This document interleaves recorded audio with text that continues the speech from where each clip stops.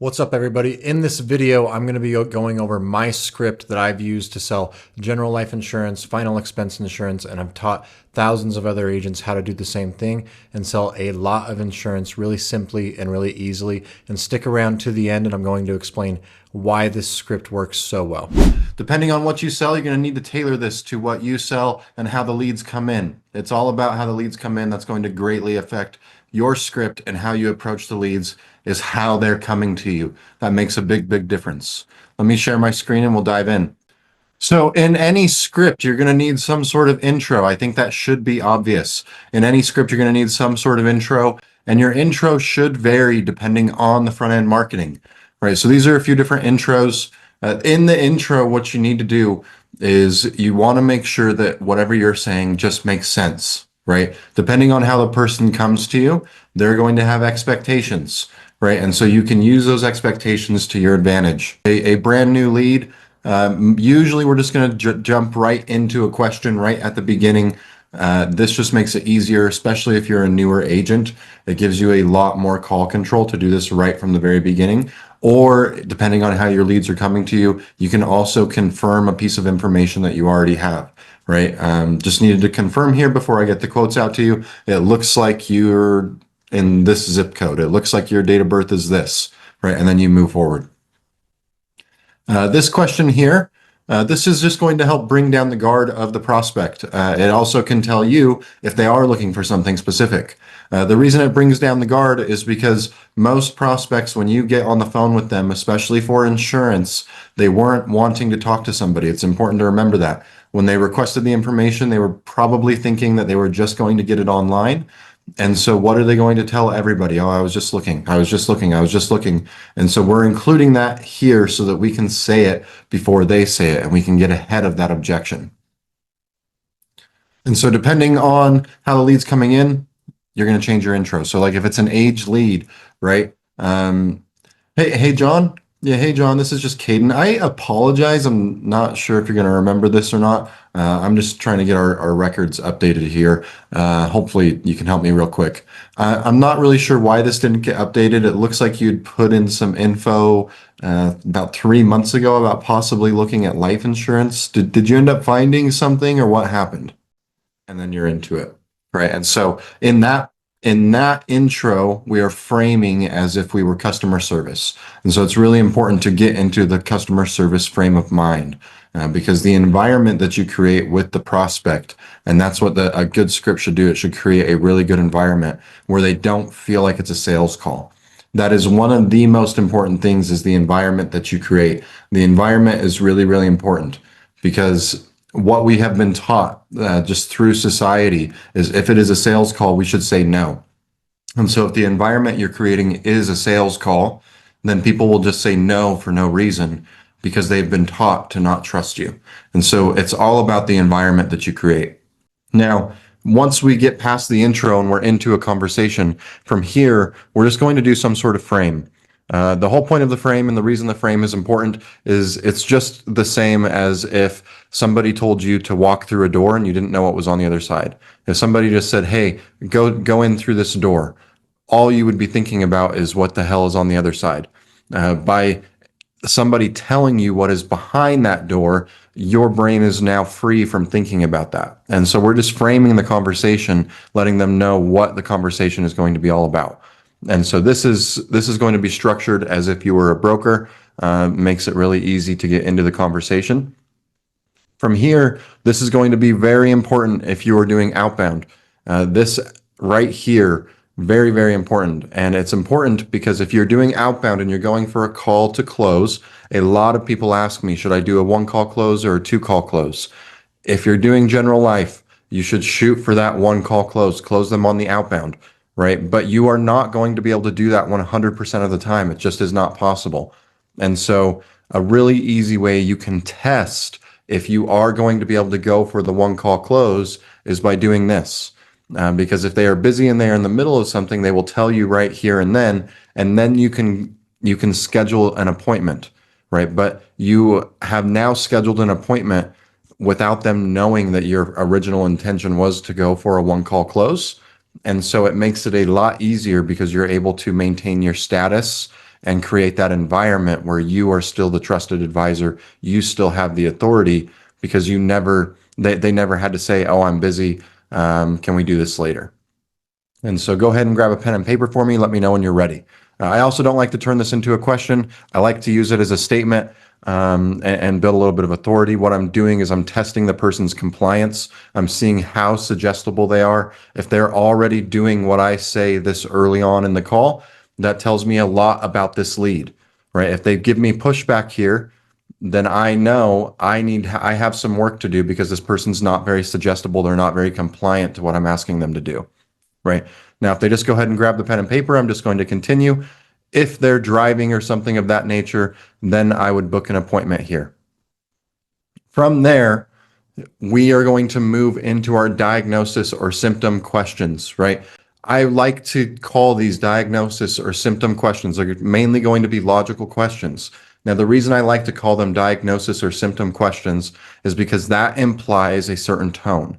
And the tone that it implies is the tone of like a doctor's office, right? And so you're going to be authoritative, you're going to be really confident, but you're still kind of curious because you're trying to put this puzzle together. Just like if you had went to the doctor for back pain, they're going to ask you some diagnosis or symptom questions before they can give you the prescription or the treatment to actually solve your problem. And so we want to figure out, do they currently have something in place, right? And so this question is usually going to be delivered fairly quickly.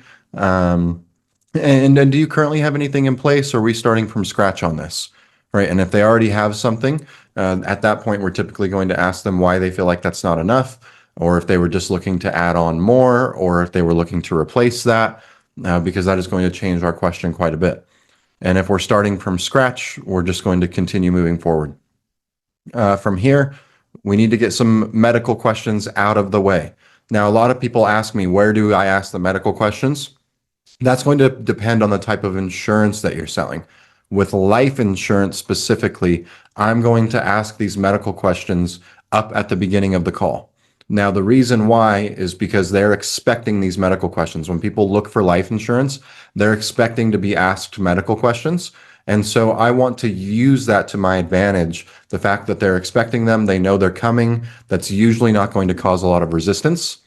And then I can use that time that I'm asking the medical questions to build a little bit more rapport, start to have a little bit more of a conversation and get myself into the emotional window, get them into the buying pocket before I move into the really important questions. And so if they didn't expect medical questions, like if I was doing health insurance and they're not expecting medical questions because most health insurance policies don't ask any medical questions, I'm going to wait until the end to ask medical questions. I'm going to wait until I'm about 3/4 of the way through the conversation. And then I'm going to basically let them know why I'm asking these questions. And so it depends on how the lead is coming to me, where I'm going to place these medical questions. What I like to do is just ask a pretty broad question first. That way I don't have to go through just asking yes or no questions. If I ask yes or no questions, that's a little dangerous. I see a lot of people do that in insurance. That's just dangerous because you're establishing a pattern, right? And the pattern that you're establishing with that person is I ask a question, you give me short answer. And so after I ask the medical questions, if I do it that way, then I've basically told that person to give me short answers the entire conversation. And obviously that's not what I want. And so I like to open the medical questions fairly open-ended here. Any major mild health concerns of any kind. If they say no health concerns of any kind, then I'm going to say, okay, perfect. And I'm going, and what all have you been prescribed? Because we all know if you're doing general life, if you're doing final expense, they'll say no to that question, even though they do have some stuff going on. So I can go right into the prescription medications. Now, if they say no to that question and then they have nothing prescribed, I ask height and weight, as you can see here on the script next, and then tobacco use. And if they have a good height and weight, no tobacco use, no medications, and they said no to any major health concerns of any kind, then I just assume healthy, right? I might make a joke and ask them when the last time they went to the doctor was, but I'm going to assume that they're pretty healthy. Now, if they have health concerns, I'm just going to start asking about that, right? Just like I would in any setting. Now, for most of us, the billing that the person is going to use is going to be very, very important, whether you're a broker or captive or whatever you're selling, right? Whether they have a US bank account or if they're doing everything with something like a direct express card or Chime or something like that. We want to know that. So this is an easy way to get this question in here, um, and see what type of billing they're going to be using. And then right after they answer that question, I like to jump into this question. Like I almost ask it like a clarifying or probing question. Oh, and I almost forgot to ask, who are we looking to protect? Like who would be the beneficiary, right? Um, Now here's where the conversation really is going to get deep. This is going to be very important. Now, through this section, right, a big mistake that I see a lot of people make, and it took me a long time to learn to not do this. Kind of embarrassing how long it took, is you don't want to beat a dead horse through this emotional section.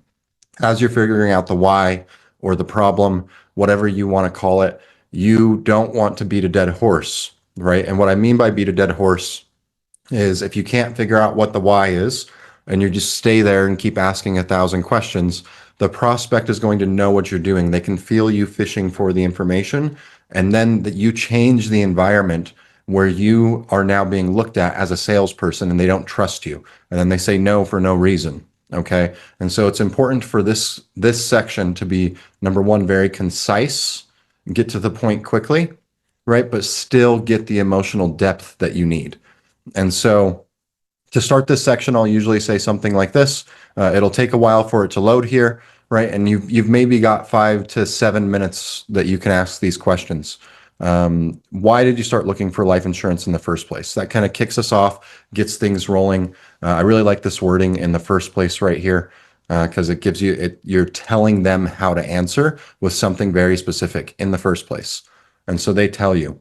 Now from here, what I hear a lot of people do, and I used to do it myself, is I would ask them, if you passed away right now, how would beneficiary pay for things? And I've come to do it a little bit differently than that, because in my experience, people feel like you're logic boxing them when you ask that question, right? Some people, the laydowns, will say, oh, beneficiary definitely could not do that. They would be absolutely screwed. But the majority of people, even if beneficiary doesn't have the money to pay for whatever they're looking to cover, whether that's income protection or final expenses or mortgage or whatever that may be, right? Even if the beneficiary doesn't have the money to cover that and it would put them in a financial bind, what I've found is usually when you ask it that way, they still say that the beneficiary would be fine. And so, what I like to do, is so that I don't create sales resistance, is just give them a binary question here, A or B. I give them a couple of options, and then they'll just choose. And what I've found is that makes it a lot easier, and there's less resistance, and it keeps it moving quicker. And so, is it more so that beneficiary could come up with the money on their own and cover things and you just don't want them to? And to be clear, that's a totally fine answer, right? That is a completely fine answer. And that is what most people actually say. Or is it more so that if beneficiary had to come up with that money, it would put them in I guess, a bad spot financially, right? And then they'll choose. And if it's a bad spot financially, then you can probe into that and you can figure out the logistics that's happening there. But it's always that they don't want them to, right? People buy life insurance for the identity, right? It's about who they are. There's plenty of people in the world in the same situation as your prospects that don't see it as a problem, right? And that's just because that's who they are. And so the people that you're talking to that are looking for life insurance, it's usually about who they are. It's not necessarily just about the logistics of the situation. And sometimes it's not about the logistics of the situation at all. Sometimes they want to leave a gift or they want to just set their family up a little bit better, right? And it's about who they are in the family and who they see themselves as. It's about how they want people to see them, right? And so they're going to say, and then I usually say something like this. You could share a personal story here if you want to get deeper. Yeah, I get what you mean. I've seen that happen, and you share a personal story, and that personal story a lot of times can get them to start sharing more. Now, with the personal story, if you go that route, you want to keep your story fairly short. You don't want to tell a 15-minute story, maybe a minute or two, get to the point, and usually that will, and they'll start to tell you a story as well. right? And then you could ask them, how would you feel about them having to do that?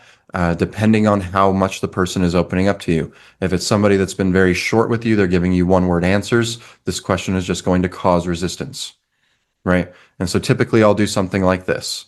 Okay, that makes sense. And so you're just not feeling great about that potentially happening. Yeah, it sounds like you're just not feeling great about that potentially happening. I'm not looking for them to give me a big, long explanation here. I'm just moving the conversation to the next stage, right? And so they'll usually just say, no, I don't want that to happen. And here is where I do an identity frame. Now, I'm doing this identity frame for a couple of reasons. One of the biggest reasons is to create social context so that I can then ask them, how come this is important to you? Because with most people, if I just ask, why is this important to you? The laydowns will just tell me, right? If I just ask them, why is it important to get life insurance for that beneficiary? The laydowns will tell me. But what a lot of people will do, and it will create a lot of resistance, is they'll say, well, because I love my family, obviously, right? And they just act like everybody does that because everybody in their life does do that.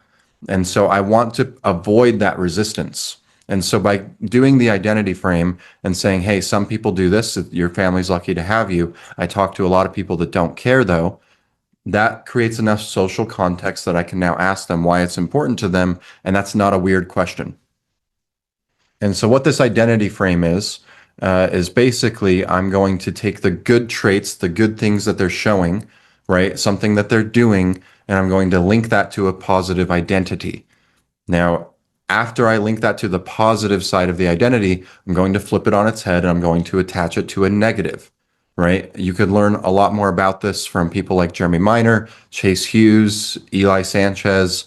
Those are a few of the examples that I've learned a lot of this stuff from. And so, your family's lucky to have somebody like you that's thinking about this stuff and is, um, I guess just reasonable enough to know that while most of us don't really want to think about it, the bottom line is we're all going to die at some point. And of course, hopefully it doesn't happen for a while, but it's like the old saying goes, prepare for the worst and hope for the best. And so there, I gave them a little high five. I said, good job that you're even looking for this, right? And so that reinforces the behavior that I want them to continue. And now I'm going to flip it on its head. I'm going to give them a negative associated with it. The negative is really important. If you end on the positive, this does not work. Because when we end on a positive, natural human reaction for 95% of people is to deflect that. We deflect compliments, right? But if we end on the negative, natural human reaction is to gossip, right? And so people want to gossip. They want to talk shit on other people. And so, I'll flip it after that and I'll say, it's crazy though. I talk to a lot of people, and I mean, some people, everyone loves their family. It's not like they're bad people. And so I lessen it a little bit so it's easier to attach to. Some people just think of it like, I paid for everything when you were young. It's your turn to take care of me. I mean, you know what I mean? We all know somebody like that, right? And so this is like an example I could use if somebody was getting the life insurance for their kids. I say that, and a lot of times I never even have to ask this. They just answer and I can just clarify and probe into that.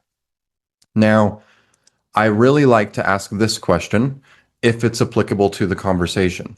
And the reason I like to ask this question is because we already talked about they're getting life insurance because of an identity, because of how they see themselves, right? And so this really anchors that identity in their thoughts.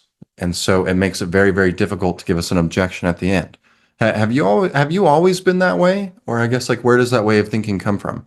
Have you always been somebody that like wants to get prepared for things ahead of time? Or I guess like where does that come from? Now, if I want to ease this and I want to make it more conversational, I could even do this. I could say, it took me a long time to learn that you have to get prepared before things actually happen. I guess I just after being an adult, it took me some time to figure that out. Have you always been that way, or like where does that way of thinking come from? And so it just softens it and makes it a little more conversational. Right. Now I want to figure out how long they've been thinking about this. If they've already answered this question, then I don't need to ask this question. Now, if they've already told me why now, right? If they've already explained this to me, I'm not going to ask it. but this is going to help me build some urgency here. I want to figure out why now. And then this question, right? There's a couple of different ways I could ask it, and I don't necessarily have to ask it right here. Sometimes I ask this question right here, and sometimes it's up here. And so you're just saying, how much easier do you feel like things would be for the beneficiary, them getting a check to cover everything and not having to worry about money while they were grieving? And then I'll just shut up. Now, sometimes you can ask that up here, especially if it's somebody that was talking about how things would be really stressful for their family, right? And because they start telling you why this is important to them, they're going to start explaining that their family would really struggle financially if they had to go through that. And I can ask it in a clarifying and probing way. I can say, how much easier do you think it would be for your family if they didn't have to do that? Oh, so much easier, right? And then they'll start to explain. Now, from here, I'm going to recap. So I'm just recapping. This all makes sense. It sounds like overall you're just the kind of, person that is smart enough to know how important this stuff is. And really, you've looked at it before. It's just been outside of the budget and the timing hasn't really been right. But you probably should do something because if something happened now, it doesn't sound like things would be very easy. And then I just be quiet. I be quiet right there because I'm trying to get them to explain the cost of an action without me asking a question. Right now, I like to do that because cost of an action sometimes can be a question that will trigger sales resistance. And so, if I can get them to tell me the answer to cost of an action with a statement rather than a question, then I never raise that sales resistance, right? And then they'll answer, and then I'll usually do something like this. And really, you just need to find something that actually makes sense, that fits into your budget, that you can keep and is going to protect your family. Yes. And then if you need to do cost of an action there, if they haven't already answered it, you can ask it there. And then you're going to move into the presentation. Now, the way I like to structure the presentation is after you've gone through the conversation in this way, right? You've really put yourself in an environment where you feel like a doctor. And so from here, the presentation, you want to take an educational approach so that they still feel like they're in control. But ultimately, what will happen is they'll be looking to you to make the decision. Right now, they're looking to you to make the decision because of the way we just went through the rest of the script. Because of the way we went through this structure, right? They're going to be looking to you because number one, they're going to feel like you understand their problem better than anybody else because nobody else is going to get down to the identity level of why they were looking. And so you're going to understand a lot more about why they're looking, right? And what's important to them. And by the way you go through the script and the questions you ask and the way that you create the environment, they start to look at you as the person that can definitely solve it, right? Because of the questions you're asking, you're telling their subconscious that I know how to solve this problem because you're asking good questions that it makes sense for the subconscious to allow you to solve the problem. So based off of the questions you ask, that is how you get the authority. Okay, that's how they start to look at you. And then at the end, they don't really want to make the decision. They want to lean on you to help them, but they don't want to feel like they're being forced. And so from here, we can start to do an educational approach and show them. Usually, what I'll do is I will explain 2 or 3 different options. So this will be how I would frame it if I was wanting to sell final expense, right? And so I would talk about term first, give them some education on term. And you guys can read through this. I'm not going to read a PowerPoint here to you, but you can read through it. And so I give them some education on term, and then they naturally decide that they don't want to go with that. And then I give some education on whole life and why most people go with whole life, even though it is more money and you get less coverage, right? And so now I have all of this education.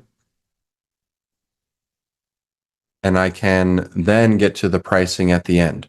Now, what this allows me to do is now, if something is outside of their budget, we're not discussing whether it's the right policy for them. They now understand all of the options and we can just reduce the coverage if we need to.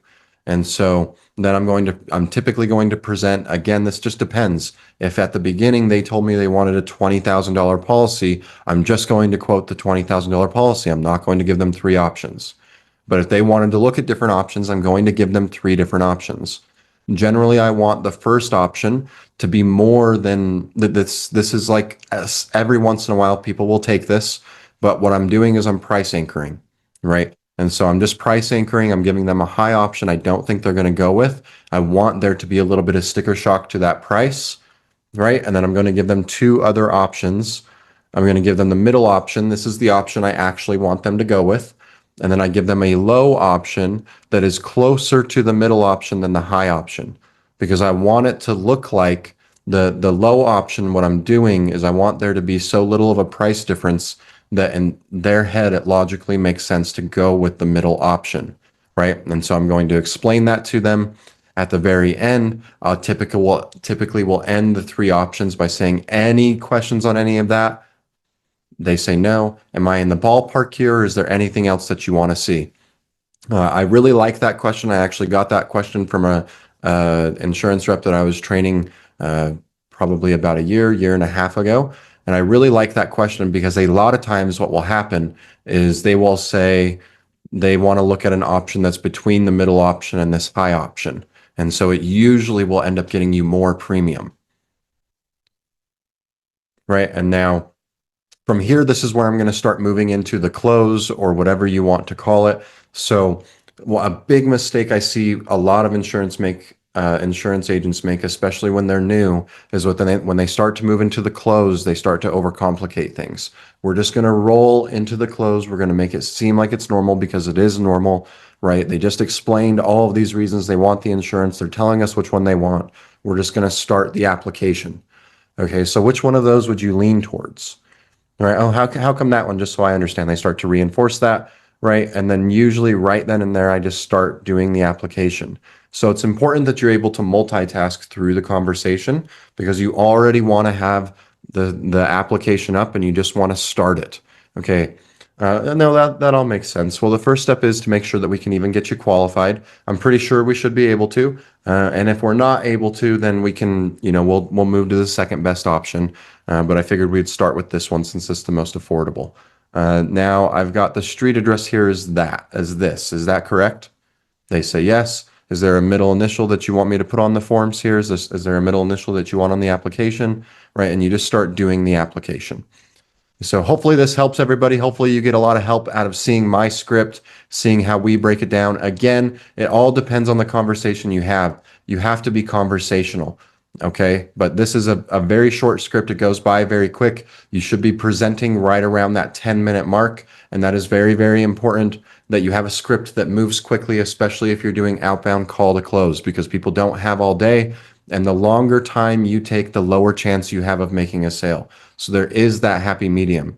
So if you got more out of this, if you like this, subscribe because there's going to be a lot more of this coming. We'll see you guys on the next one.